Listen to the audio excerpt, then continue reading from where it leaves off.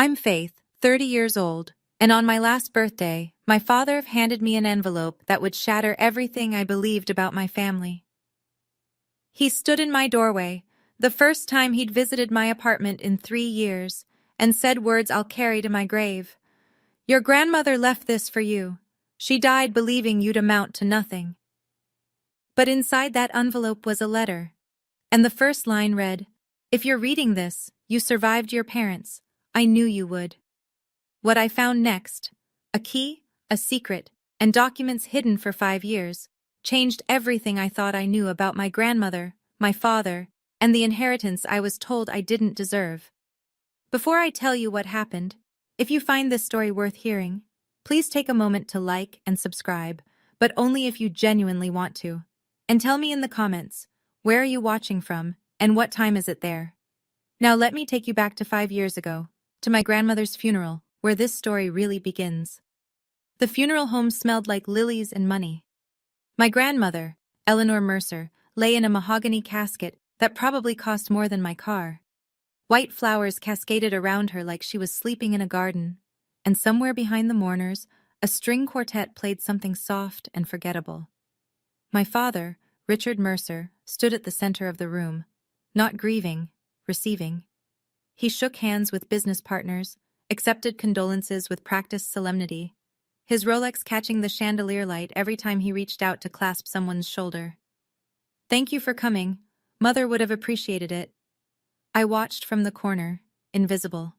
My stepmother Victoria floated through the crowd in a black Chanel dress, playing the role of dutiful daughter-in-law. She guided my half-brother Derek, then 19, home from his freshman year at an Ivy League school, to stand beside our father. This is Derek, she told everyone who would listen. Eleanor's beloved grandson. She adored him. No one introduced me.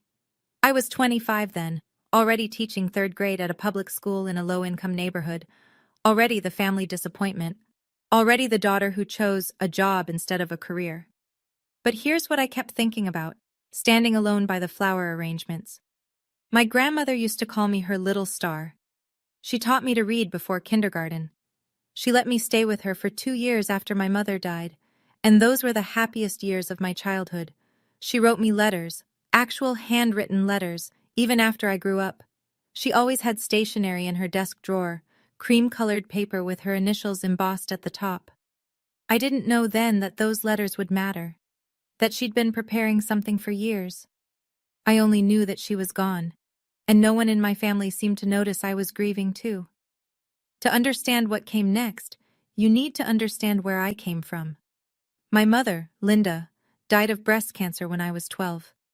I remember the hospital room, the machines beeping, her hand going cold in mine. I remember my father standing by the window, staring out at nothing, like he'd already left. He didn't know how to be a single parent, or maybe he didn't want to know. 2 weeks after the funeral, he drove me to my grandmother's house in Vermont, a beautiful old colonial with a wraparound porch and a garden full of roses, and said he needed time to process. That time lasted 2 years. Those 2 years with Grandma Eleanor were everything. She made me pancakes shaped like stars. She read me Anne of Green Gables out loud, doing all the voices. She told me stories about my mother as a little girl, stories my father never shared because talking about Mom made him uncomfortable. Your mother was brave, Grandma told me once, tucking me into bed in the room that had been Mom's. And you're brave too, Faith. Don't let anyone tell you otherwise. When I was 14, my father remarried. Victoria was elegant, polished, and 10 years younger than him. She wanted me home, she said, wanted to be a real family. So I moved back into my father's new house, a 5-bedroom colonial in the suburbs. My room was the smallest one, tucked next to the garage, far from the master suite. A year later, Derek was born. And just like that, I became invisible. I didn't realize it then, but those 2 years with my grandmother weren't just happy memories. She was already planning something, already worried about what her son might become. By the time I graduated college with a degree in elementary education, my father had stopped pretending to be interested in my life. He didn't come to my graduation. Client meeting, he said. You understand. I understood perfectly. Derek, meanwhile, got a party when he was accepted to university. 50 guests, catered. My father gave a toast about the future of the Mercer name. I sat at the back table nursing a glass of wine that cost more than my weekly grocery budget and watched my family celebrate the son who mattered. Every holiday, every family gathering, the same pattern. My father would corner me at some point and ask, "Still teaching?" "Yes, Dad." "What's the salary for that nowadays, 30,000? 42. He'd laugh. Not cruelly, just dismissively, like I'd told a mildly amusing joke. I give Derek that much for his allowance. He wasn't exaggerating. Derek drove a BMW that our father bought him. I drove a 2012 Honda Civic I'd purchased secondhand with my own savings. "Daughters," my father once said to a business partner at Thanksgiving, loud enough for me to hear. "They don't understand ambition. It's biological. Women think small. Family, feelings, that sort of thing. Nothing wrong with it. Just don't expect them to build anything." Victoria would nod along, patting my hand sympathetically. "Faith is nurturing," she'd say, like it was a consolation prize. That's her gift. My gift. Teaching children to read, staying late to help struggling students, making $42,000 a year while my father bought boats. I never argued, never defended myself. I'd learned early that arguing with Richard Mercer only made things worse. So I stayed quiet. I stayed small. And I believed, for a very long time, that my grandmother had been disappointed in me too. 2 weeks after the funeral, we gathered for the reading of my grandmother's will. The law office was downtown, all dark wood and leather chairs. My father sat at the head of the table like he owned the place. Victoria was on his right, Derek on his left. I sat at the far end, near the door. The attorney, not someone I recognized, a younger man who kept glancing at my father nervously, cleared his throat and began reading. I don't remember most of it. Legal language, property descriptions, charitable donations. What I remember is this. To my son, Richard Mercer, I leave 90% of my estate, to be managed and distributed among family members at his discretion. My father nodded, unsurprised. To my granddaughter, Faith Mercer, I leave the sum of $10,000 to be used toward the purchase of a reliable vehicle. $10,000. Enough for a used car. That was it. Victoria reached over and squeezed my hand. "That's sweet," she whispered. "She wanted you to be safe on the road." I nodded, unable to speak. Derek didn't even look at me. He was already asking our father about investment strategies for his portion. And my father smiled. Not a happy smile, a satisfied one. "Mother always knew what people deserved," he said. I signed where they told me to sign. I shook hands with the attorney. I walked out of that office believing that my grandmother, the woman who called me her little star, had looked at my life and found it wanting. But something nagged at me. The attorney, he'd hesitated before reading certain sections. His eyes had flickered to my father, then away. I didn't think much of it at the time. I should have. 5 years passed. I kept teaching. I moved into a studio apartment, 400 square feet of independence that I could actually afford. I stopped going to most family gatherings. Nobody seemed to notice. Then came my 30th birthday. I'd bought myself a small cake from the bakery down the street. Chocolate with raspberry filling, my favorite. I was sitting alone at my tiny kitchen table, a single candle lit, when the doorbell rang. I wasn't expecting anyone. When I opened the door, my father was standing there. First time he'd visited in 3 years. He was wearing a cashmere coat that probably cost more than my rent, and he was holding a yellowed envelope.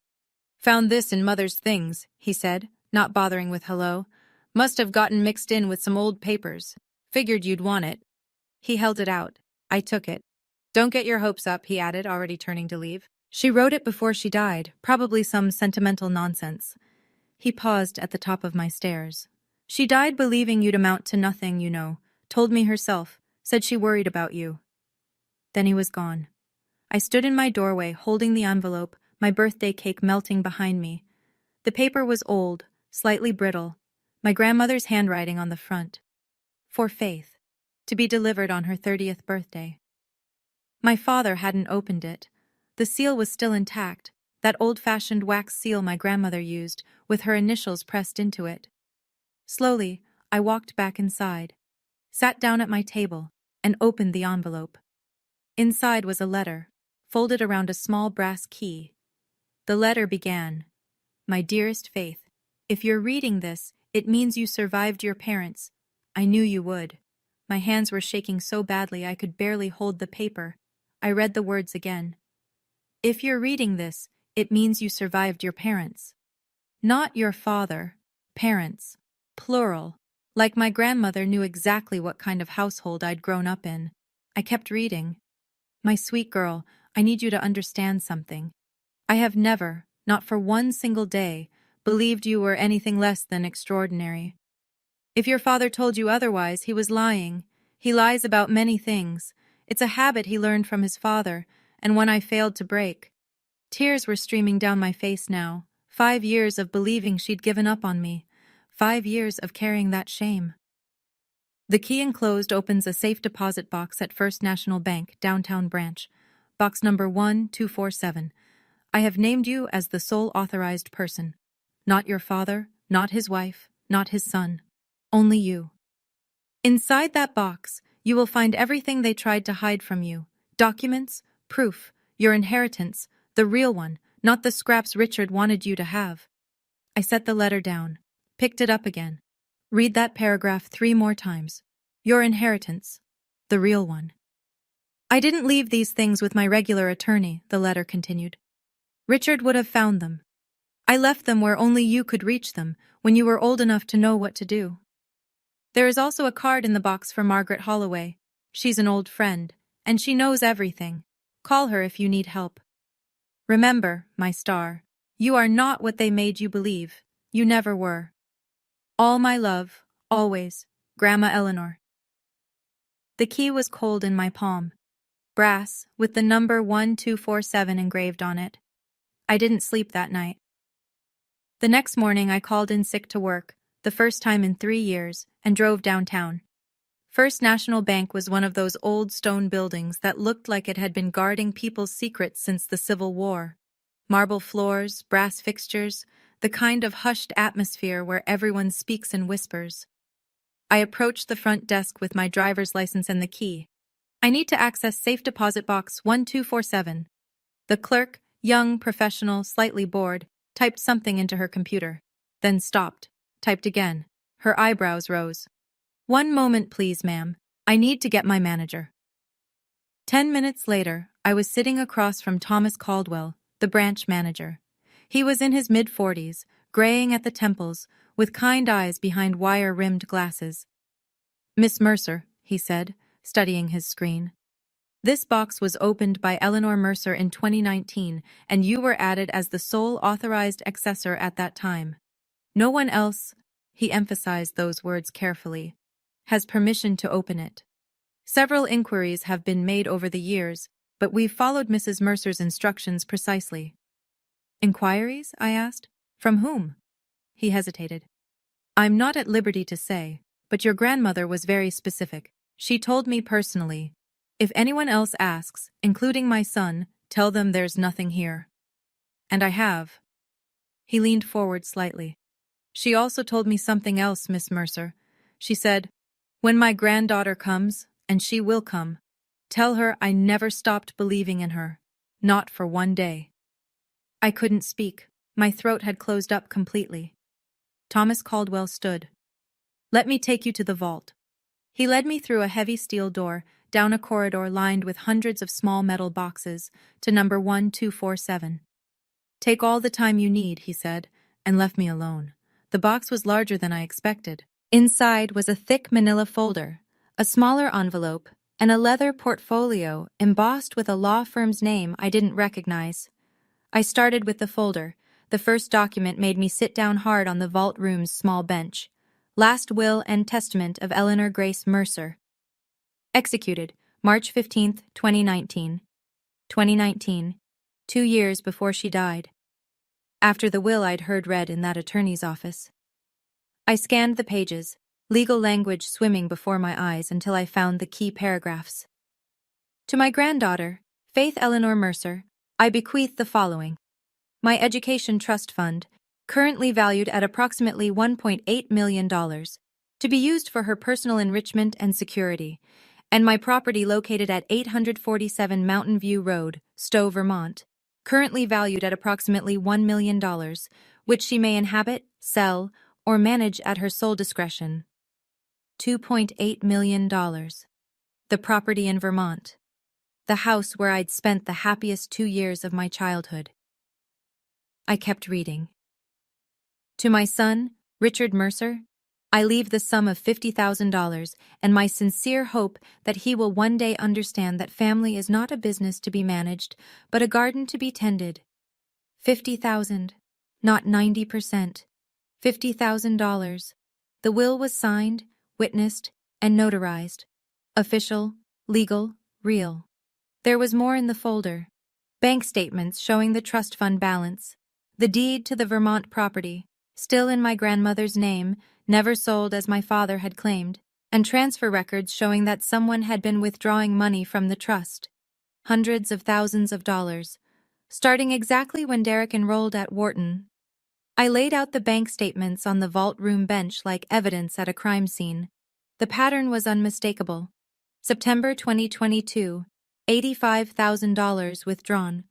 Derek's first year at Wharton, September 2023, $82,000 withdrawn. Second year, May 2024, $150,000 withdrawn, noted as business investment. Mercer Properties, LLC. Total, $317,000 from my trust fund, money my grandmother left specifically for me. And that wasn't counting the Vermont house, which my father had told everyone was sold to cover estate taxes. The deed in my hands said otherwise. The property was still there, still titled to Eleanor Mercer, still mine. I sat in that vault room for almost an hour, reading and rereading. My hands had stopped shaking. Something else had replaced the shock, something cold and clear. Derek's MBA, his prestigious degree, his networking events, his future CEO trajectory. All of it paid for with my inheritance. My father's expansion of his real estate business, funded by money that was supposed to be my security, and they'd done it while telling me my grandmother was disappointed in me, while making me believe I deserved nothing. At the bottom of the folder, I found a handwritten note from my grandmother. Faith, I know what you're feeling right now, betrayed, furious, perhaps even broken. But you're not broken, my star. You never were. I didn't leave you defenseless. Read everything, call Margaret, and remember, the truth has a way of finding the light. Sometimes it just needs a little help. I packed everything back into the folder, tucked it under my arm, and walked out of that vault. The Faith who went in was a woman who believed she'd been forgotten. The Faith who came out knew she'd been robbed, and she was going to get it all back. Margaret Holloway answered on the second ring. Miss Mercer? Not a question. Like she'd been waiting for this call for years. Your grandmother told me you'd reach out eventually. I just wasn't sure when. Margaret's office was in a converted brownstone on a tree-lined street, the kind of place that whispered old money and discretion. She met me at the door herself, a silver-haired woman in her early 70s with sharp eyes and a handshake that meant business. I was Eleanor's attorney for her real estate planning, she explained, leading me to a sitting room with tea already waiting. Not the family attorney, Richard controlled that relationship. I was her friend first, her legal counsel second. She poured tea with steady hands. I witnessed the 2019 will. I notarized it. I have copies of everything you found in that box, plus email confirmations from the notary public and both witnesses. She met my eyes. Your father submitted the 2015 will to probate court, the one that predates the 2019 version. In legal terms, that's called fraud. The word hung in the air. Fraud. What are my options? I asked. Margaret set down her teacup. Option 1, we go to the authorities, file charges. Your father could face felony charges for executor fraud and potentially theft. There would be an investigation, a trial, media coverage. She paused. Option 2, we confront him directly, with evidence, and negotiate a settlement. Full transfer of the trust fund and property, plus restitution for what was taken. In exchange, we don't pursue criminal charges. Would he agree to that? Margaret's smile was thin. Richard Mercer would agree to almost anything to avoid public humiliation. The question is, Faith. She leaned forward. Do you want this handled quietly? Or do you want him to face consequences where it hurts most? I thought about it for a long time. Part of me wanted to watch my father get led away in handcuffs, wanted the world to see who he really was, wanted Derek to understand that his shiny MBA came with a price tag paid in his sister's stolen inheritance. But another part of me, the part shaped by my grandmother's letters, her patience, her quiet strength, wanted something different. I don't want to destroy him, I finally said. I just want what's mine. And I want him to admit it, really admit it, in front of people who matter to him. Margaret nodded slowly. A public acknowledgement without public prosecution. Difficult to engineer. What if there was already a public event, I said.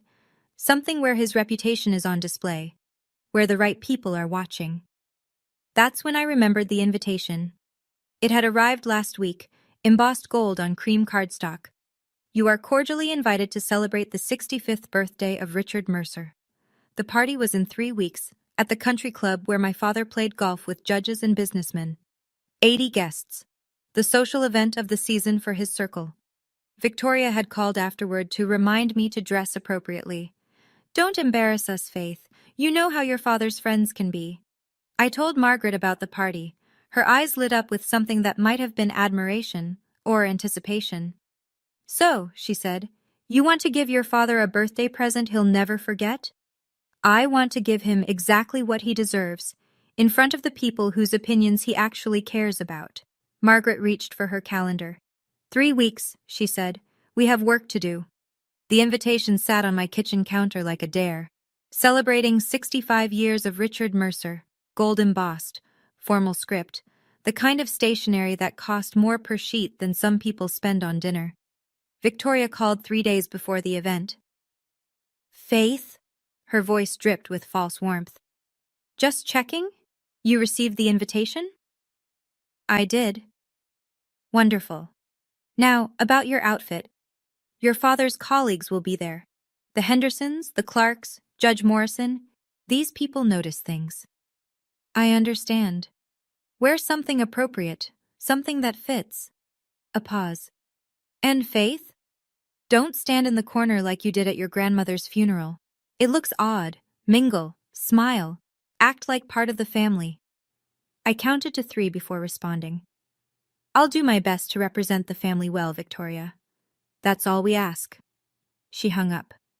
I looked at the dress I'd already chosen, hanging in my closet. Navy blue, simple but elegant. My grandmother's pearl earrings to go with it, the only jewelry she'd left me outright, placed in the safe deposit box instead of listed in any will. And in my bag, a folder. Certified copies of every document I'd found.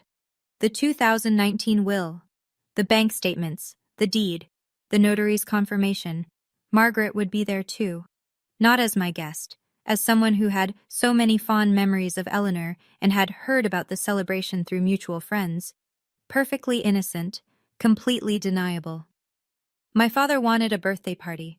He was going to get one, and for the first time in 30 years, I was going to speak up at a family gathering.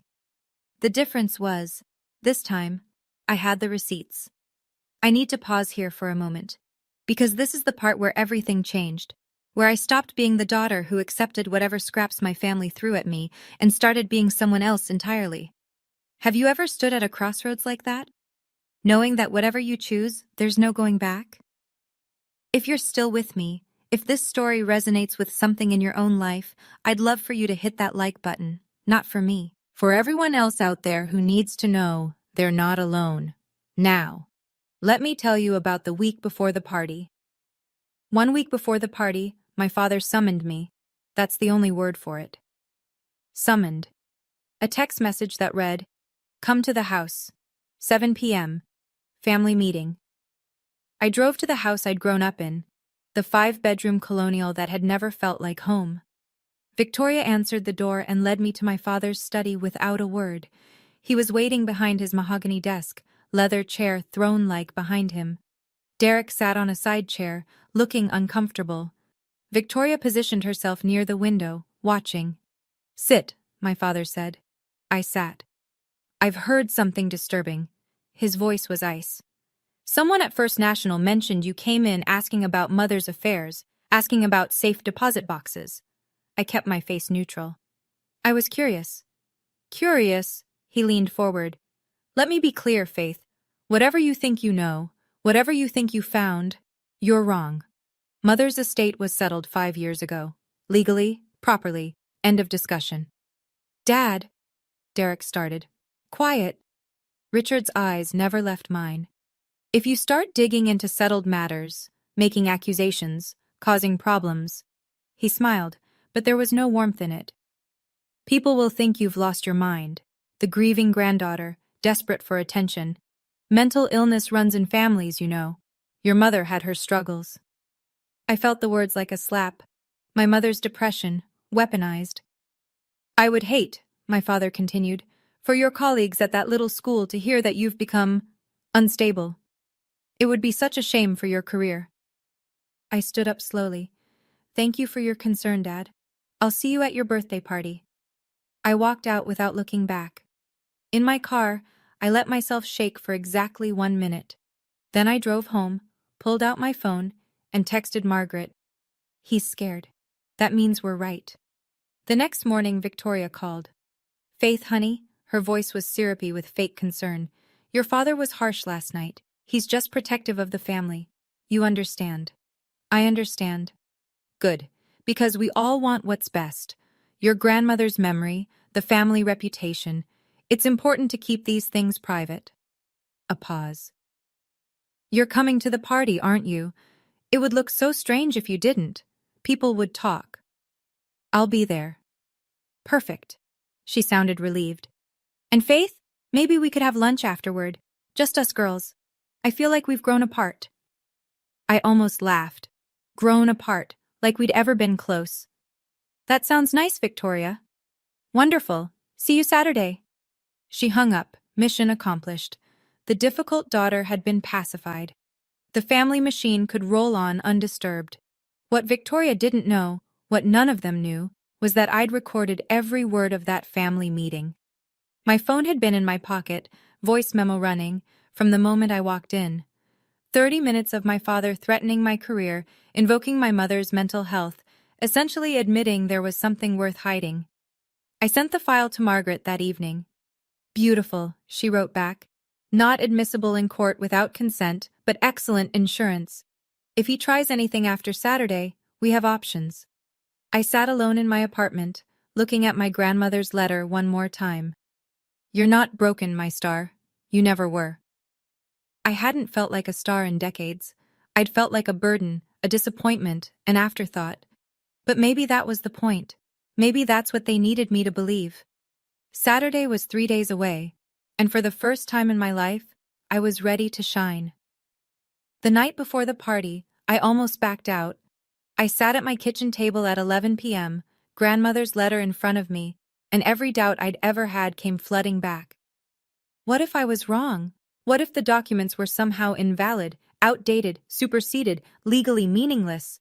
What if my father was right, and I was just a desperate, delusional woman grasping at conspiracies to explain why her life hadn't turned out the way she wanted? What if my grandmother had written that letter during a moment of confusion, and the real will, the one that left me nothing, was actually what she intended? I picked up my phone and dialed Margaret. It was 11:47 p.m. She answered on the third ring, voice alert. Faith, what's wrong? What if I'm wrong? The words tumbled out. What if this is all a mistake and I humiliate myself in front of 80 people and my father is right about everything? Silence. Then, Faith, I need to tell you something. Eleanor called me 3 days before she died. She was in hospice. She knew the end was close. I couldn't breathe. She said, Margaret, my son is going to try to take everything from Faith. He's been planning it for years. Promise me you'll help her when the time comes. And I promised. Why didn't you contact me sooner? Because Eleanor asked me not to. She said you needed to find your own strength first. You needed to be ready. Margaret's voice softened. You're ready now, Faith. I've seen the documents. I witnessed that will myself. You're not delusional. You're not wrong. Your grandmother believed in you until her very last breath. I was crying. Not sad tears, release tears. The kind that come when something heavy finally lifts. I'll see you tomorrow, I said. Yes, Margaret replied. You will. The morning of my father's birthday, I arrived at Margaret's office at 9 a.m. She had everything laid out on her conference table. Certified copies of the 2019 will, the bank statements, the property deed, notarized affidavits from the witnesses, email confirmation from the notary public. Here's the strategy, she said, straightening her reading glasses. We wait for the toast. Your father will give a speech. He always does, and he'll almost certainly mention your grandmother. When he finishes, you ask to say a few words. He won't let me. He won't have a choice, not in front of Judge Morrison and half of his business network. Refusing to let his own daughter speak at his birthday party would look petty. She smiled thinly. Richard cares about appearances above all else. Use that. We practiced. What I would say, how I would say it, when to present the documents. Don't raise your voice, Margaret coached. Don't cry. Don't accuse present. Let the papers speak. Let the numbers tell the story. At noon, she handed me a slim leather folder. Everything you need, and Faith, she gripped my shoulder. If Richard tries to have you removed, I'll be there. The notary will be there. I invited her as my +1. The witnesses to your grandmother's will, both attending. You're not alone. I stared at her. How did you manage that? Your grandmother had friends, Faith. Real friends. People who knew what Richard was capable of and were waiting for the day someone finally called him on it. Her eyes were fierce. Eleanor planned this. All of it. She just needed you to be brave enough to see it through. I tucked the folder into my bag. I was ready. The Westbrook Country Club looked like something out of a magazine spread. Crystal chandeliers cast warm light over white-clothed tables. A jazz quartet played softly near the bar. Through the floor-to-ceiling windows, the golf course stretched green and perfect into the evening mist. 80 guests milled about with champagne flutes, their designer clothes and easy laughter marking them as people who'd never worried about a bill in their lives. My father stood at the center of it all, accepting birthday wishes like a king receiving tribute. His Hermes tie was perfectly knotted. His smile was perfectly calibrated. Every inch the successful self-made man. Built everything from nothing, I heard him tell a cluster of admirers. No handouts, no help, just hard work and vision. I found a spot near the edge of the room. Margaret had already arrived, seated at a table with 2 women I didn't recognize. The witnesses to my grandmother's will, I realized. The notary was there too, a small woman in her 60s with a calm, observant face. Derek spotted me and waved half-heartedly. Victoria glided over, Chanel suit immaculate, Cartier bracelet glinting. Faith, you came. Her tone suggested she'd half-hoped I wouldn't. You look nice. Thank you, Victoria. Your father's about to give his toast. Try to look supportive. She swept away. I watched my father take the microphone from the band leader, tapping it twice to get everyone's attention. The room quieted. 65 years, he began, voice warm with practiced charm. 65 years of building, growing, and, yes, making a few mistakes along the way. Polite laughter. My hand drifted to the folder in my bag. Let him finish, Margaret had said. Let him say what he wants to say. It will make the contrast that much sharper. So I waited. My father held the room like a conductor holding an orchestra. When I was young, I had nothing, he continued, champagne flute raised. My father worked himself to the bone just to keep food on the table. I learned early that if you want something in this world, you have to take it. Nobody hands you anything. Victoria nodded admiringly from her seat. Derek beamed. But I also had my mother. His voice softened. Eleanor Mercer, the strongest woman I ever knew. She taught me discipline. She taught me that family is everything, that our legacy is what we build and who we build it for. I felt my jaw tighten. Mother passed 5 years ago, but her spirit lives on in this family, in the values she instilled, in the future she helped me create. He turned to look at Derek, and especially in my son Derek, the next generation of Mercers. Mother always said she couldn't wait to see what he'd accomplish. The room applauded. Derek ducked his head modestly. Her legacy, her values, her spirit. My father raised his glass higher. So tonight, I want to thank everyone who's been part of this journey. My beautiful wife Victoria, who's supported me through everything. My son Derek, who makes me proud every single day. And a pause, a glance in my direction. My daughter Faith, who's found her own quiet path in life. More applause. A few people looked at me with vague, sympathetic smiles. Quiet path. Even at his birthday toast, he couldn't resist the dig. To 65 years, he concluded, and to the legacy of Eleanor Mercer, carried forward by those who truly understood her. The room drank. I stood. "Dad," I called out, my voice steady. "May I say a few words about Grandma?"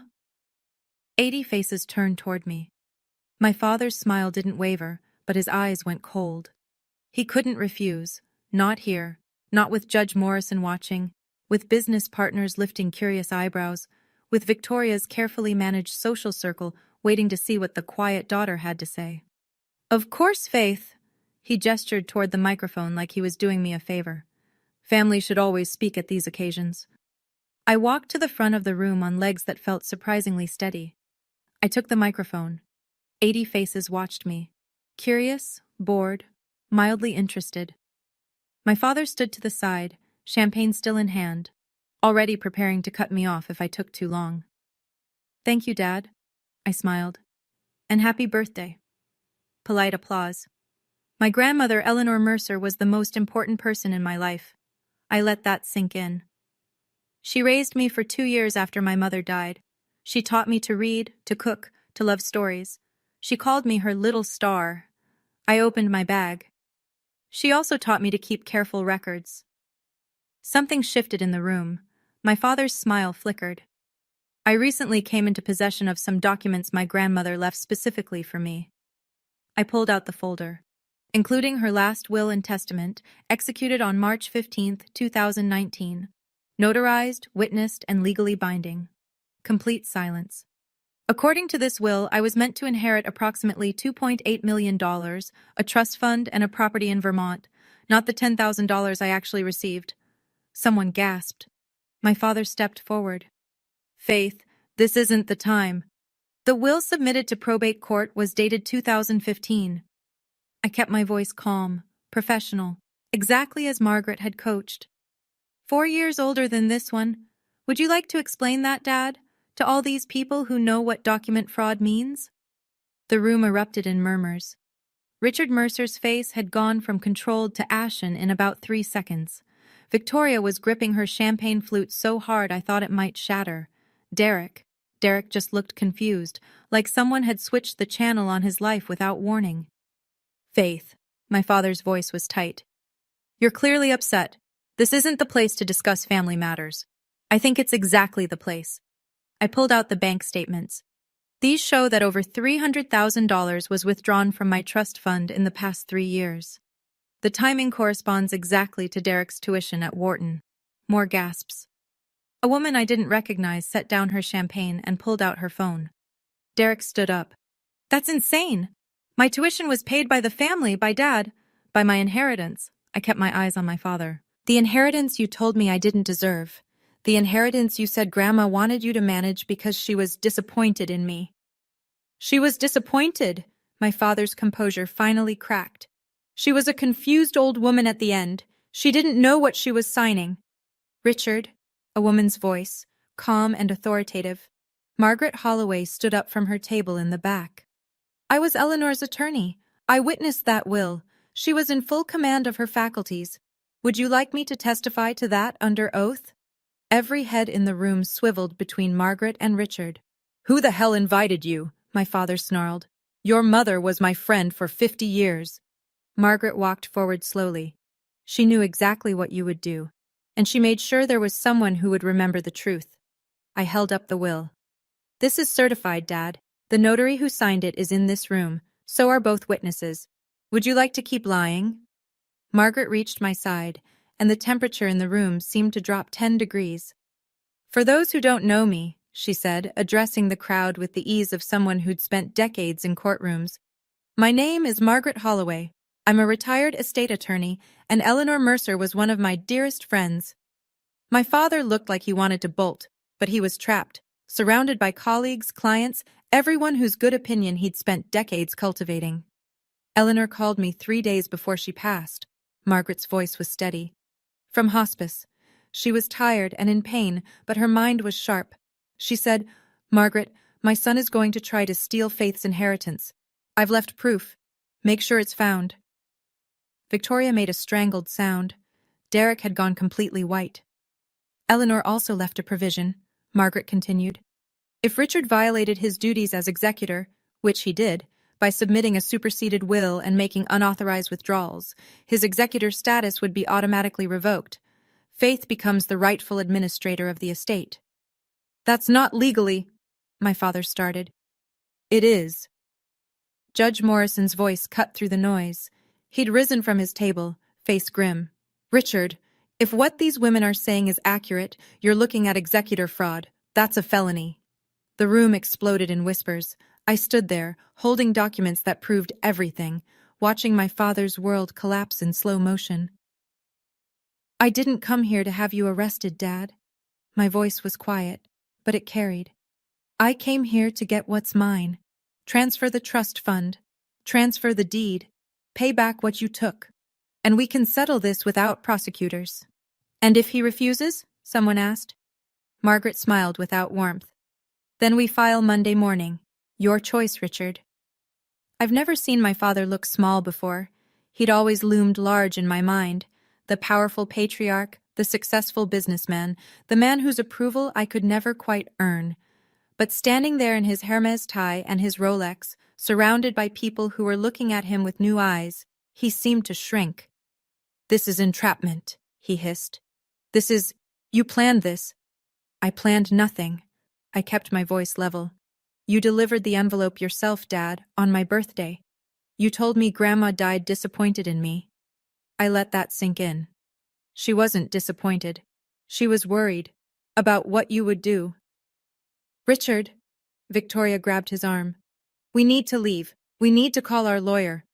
The party's over, someone muttered, already heading for the exit. My father lunged toward me, not physically, but with words, the only weapon he had left. You ungrateful, worthless, after everything I did for you. Everything you did for me. I stood my ground. You ignored me for 30 years. You stole my inheritance. You told me my grandmother died ashamed of who I was. I paused. You had 5 years to do the right thing. 5 years. You chose this. His face twisted. You'll regret this. No. I handed the folder to Margaret. You had choices. Every step of the way, you had choices. You chose to lie. You chose to steal. You chose to make me believe I was worthless. I took a breath. Those were your choices, Dad, not mine. The room had mostly emptied now. A few people lingered, Judge Morrison, the notary, the witnesses, people who would remember what happened here. My father stared at me like he was seeing a stranger. Maybe he was. Maybe he'd never seen me at all. People asked me what it felt like after. Was it victory? Revenge? Satisfaction? Honestly, it was exhaustion. The kind that comes after you've been holding your breath for years and finally let it out. I didn't feel like celebrating. I felt like sleeping for a week. If you're still watching, if any part of this story has made you think about your own family, your own boundaries, the things you've accepted that maybe you shouldn't have, I want you to know you're not alone, and your story isn't over. A like or a share means more than you know. Now let me tell you what happened next. The fallout was swift. Within 2 weeks of that birthday party, my father was facing an official investigation for executor fraud. His attorney, a different one from the man who'd read the fake will 5 years ago, reached out to Margaret with an offer. Richard would transfer the remaining trust fund balance, approximately $1.5 million, to me immediately. He would sign over the deed to the Vermont property. He would pay restitution of $350,000 to cover what he'd already withdrawn, plus interest, and he would formally relinquish his executor status. In exchange, I agreed not to pursue criminal charges. Some people thought I let him off easy. Maybe I did. But watching my father go to prison wasn't going to bring back the years I'd spent believing my grandmother hated me. It wasn't going to undo the damage to my self-worth. And honestly, I didn't want revenge. I just wanted what was mine. The consequences rippled outward anyway. Derek had to take out loans to finish his final semester at Wharton. My father couldn't help. The settlement had drained his accounts, and his reputation was in tatters. 3 business partners pulled out of deals with Mercer Properties within a month. If he cheats his own daughter, I heard one of them tell another. Who else is he cheating? Victoria filed for divorce 4 months later. I heard she took half of everything he had left. And me? I got a certified check. I got the keys to a house in Vermont. I got a letter from my grandmother that I read every single morning, reminding me that I was loved, that I had always been loved, by the person who mattered most. It wasn't a fairy tale ending, but it was mine. 6 months after the party, I got a text from a number I didn't recognize. Faith, it's Derek. Can we talk? I almost deleted it, almost blocked the number. But something made me pause. Maybe it was curiosity. Maybe it was the knowledge that Derek had been a child when our parents started shaping who he'd become, just like I had. We met at a coffee shop downtown, neutral territory. He looked different, tired. The easy confidence was gone, replaced by something I'd never seen on his face before, uncertainty. I didn't know. His first words. I know you probably don't believe me, but I didn't know the money was yours. Dad said it was from Grandma, from the family. I never asked where it actually came from. You never asked why I didn't get anything either. He flinched. No, I didn't. I just accepted what I was told. We sat in silence for a moment. I'm not asking for money, he said. I'm not asking for forgiveness. I needed you to know that I'm sorry. For taking what wasn't mine. For never questioning why you were treated differently. He looked down at his coffee. I took out loans. I'm paying my own way now. It sucks, honestly, but it's fair. I studied my half-brother. 24 years old, MBA, almost complete, finally learning what it felt like to struggle. I'm not going to pretend everything's fine, I said. We were raised in the same house, and you got everything while I got nothing. That doesn't just disappear because you're sorry. I know, but... I took a breath. You're not him, Derek. You don't have to be. If you really want things to be different, prove it. Over time. That's the only way this works. He nodded slowly. I can do that. Maybe he could. Maybe he couldn't. But at least he was willing to try. I kept my job. A lot of people thought I was crazy. You're a millionaire now, my friend Sarah said. Why are you still teaching 3rd grade? But that's the thing about money. It can't buy what I loved most about my life. The moment a kid finally sounds out a difficult word, the light in their eyes when a math problem suddenly makes sense, the drawings they make for me that I keep in a folder at home, years and years of stick figures and best teacher hearts. My grandmother understood that. She left me the money because she wanted me to have choices, not because she thought I was making wrong ones. So I stayed. I teach at the same school, the same kids who need someone who believes in them. But now, I do it without the constant stress of living paycheck to paycheck. I do it knowing that if I want to take a summer to travel or need time off for my health, I can. I used part of the trust to set up a scholarship fund, the Eleanor Mercer Education Fund. Every year, it helps 3 kids from my school's district afford college. Kids who remind me of who I used to be. Kids whose families tell them they'll never amount to anything. The Vermont house I kept.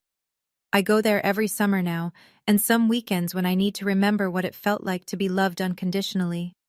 I sit on the porch where Grandma taught me to read, and I talk to her sometimes, out loud, just updating her on my life.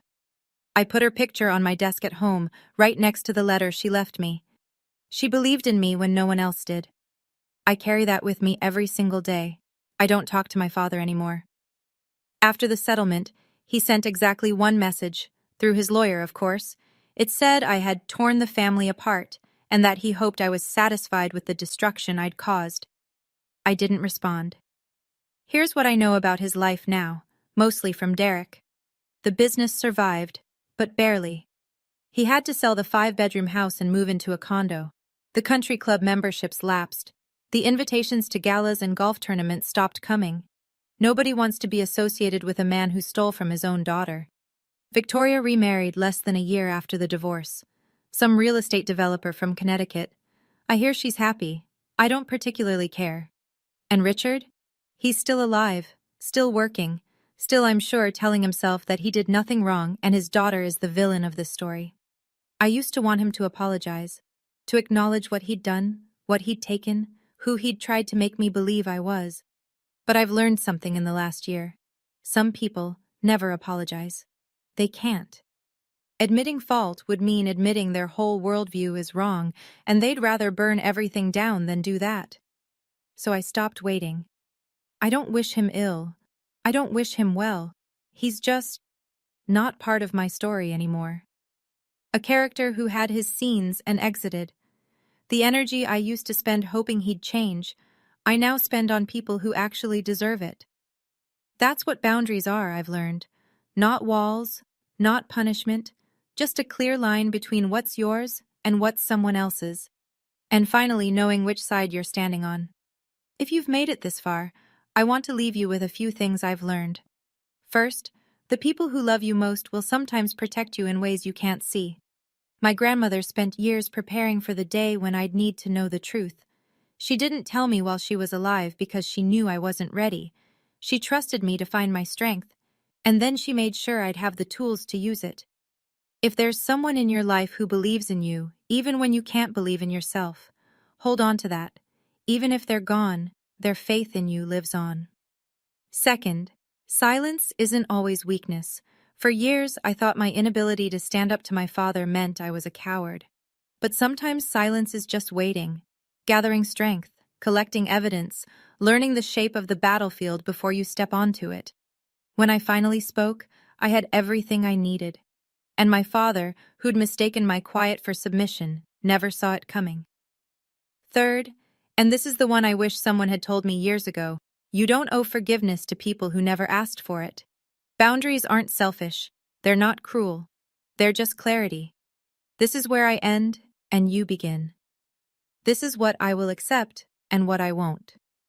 Knowing that isn't betraying your family. It's honoring yourself. My grandmother signed her last letter the same way she signed every letter she ever sent me. All my love, always. For 30 years, I doubted those words. Thought maybe the love came with conditions I'd failed to meet. Now I know better. Her love was never conditional. The only people who made me think it was were the ones who'd stolen from me. That's my story. A key in an envelope. A letter in a vault. A truth that couldn't stay buried. If any part of this resonated with you, if you've ever felt overlooked, undervalued, or made to believe you were less than you are, I want you to know you're not. And you don't have to stay in that story. In the description, there are more stories like this one. People who found their voices. People who stopped accepting less than they deserved. Watch them if you want. And if you know someone who needs to hear this today, share it. I'm Faith Mercer. And I survived my parents.